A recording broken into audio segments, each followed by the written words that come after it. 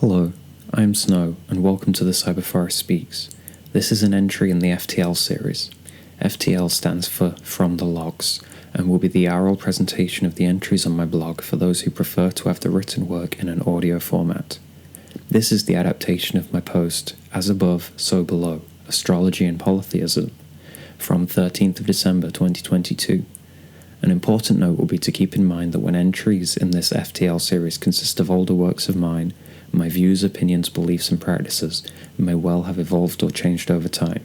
So if things said in the FTL series seem to contrast with points I make in the normal episodes of CFS, the CFS episodes will contain more current and up-to-date thoughts of mine. That may be important and helpful to keep in mind. This will also be the last episode whilst I take a break from the Cyberforest. Hopefully this allows listeners and readers time to catch up on entries here, ask any questions, and consider the work presented. So here I present CFS FTL 2022 12-13.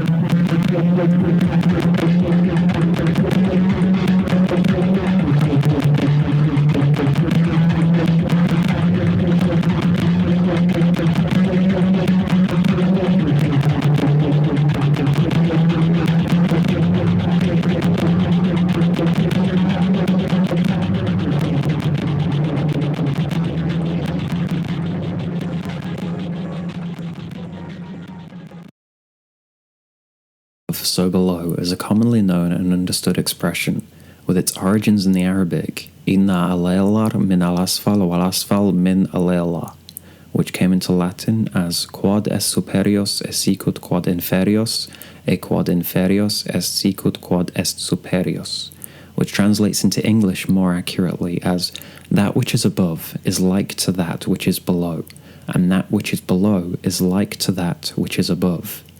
It stems from the Hermetic corpus attributed to the legendary Hermes Trismegistus, sometimes considered by different scholars to have actually been a series of writers, thinkers, philosophers, and magical practitioners adopting the pen name to express a shared system of beliefs and praxis. It is known in contemporary society due to the interest in the occult in the last 2 or 3 centuries that has heavily impacted pagandom, polytheistic spaces, and the horror fiction genre. I mention this because the idea of interconnection here, the events happening in the celestial realm and the events happening in the chthonic realm, connect and impact both each other and us here in the in-between of the mortal realm, is something powerful, and I feel very much real in a polytheistic or panentheistic framework. In a heathen context, the world's connected by the tree, nourished by the waters of the well or lake. As time spirals, so too do the planets in their ever-shifting orbits. For millennia, humans have looked to the heavens for divination, prediction, diagnoses, to measure time, to gauge geographical location. The planets and stars have been used by cultures and societies around the world, throughout history, to understand and explore relationships within the individual, between the individual and their immediate environment, between the collective and the wider environment, and on and on. The idea of sailors looking for Polaris to assist in navigation, or people migrating across deserts looking for the motion of the sun to determine direction, where to pray towards or when to eat. These are very old ideas. The fact that the planets took the names of different gods in accordance to the customs and practices, both religiously and astronomically, of different cultures, I feel, is a key part of this.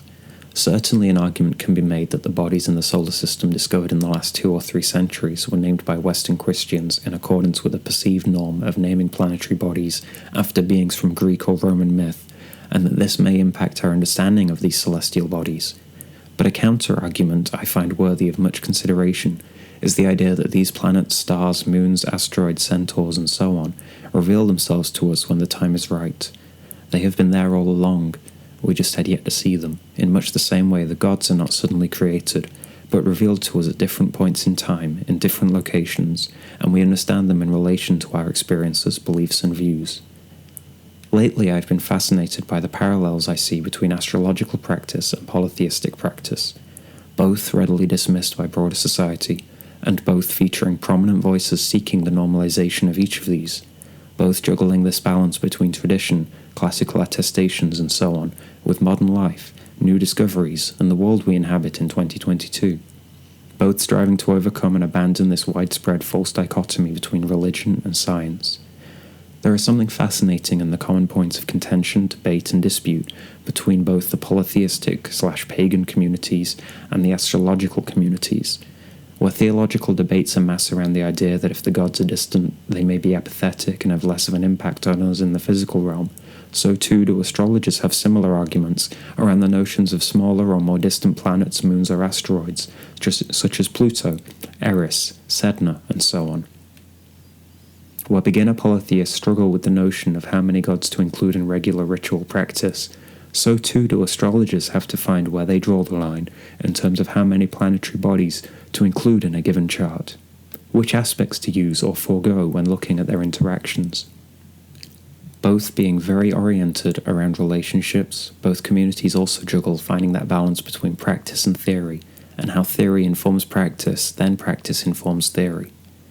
Newcomers to both are constantly presented with the choice of going deeper, looking to connect more dots, delving beneath what is known to find deeper layers, or feel satisfied with the knowledge and experience they are presented with, and stay on what may feel to be a more practical course. In the same way that a practicing polytheist may only know of a handful of gods, light a candle, offer some water, and get on with their day, never giving another thought to their religious life until their next ritual, so too an astrologer may feel content with 7 planets, 5 aspects, 12 houses, 12 signs, and their myriad combinations, whilst others may feel more than content simply knowing their sun sign and glancing at a horoscope occasionally.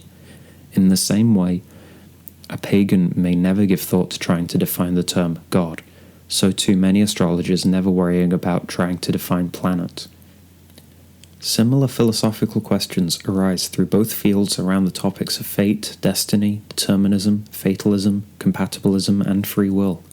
Philosophical schools of thought, both ancient and modern, make much of astrology, from the Platonists and Stoics to Jungians and contemporary queer thinkers.